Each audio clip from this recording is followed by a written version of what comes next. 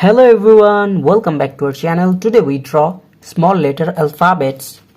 Yellow color, red color, ultramarine color, black color, green color. Kids, now we start. Draw small letters. First we draw A. A for apple. The next one is B. B for ball. Kids, now we draw C. C for cow, C for cat. The next one is D. D for dog, D for doll. Now we draw the letter of E. E for egg, E for elephant. Kids, the next one is F. Now we draw the letter of F. F for fish, F for fan. The next one is G.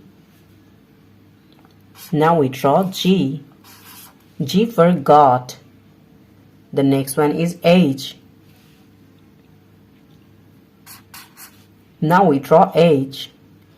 The next one is I. Now we draw J. J for jackfruit. The next one is K.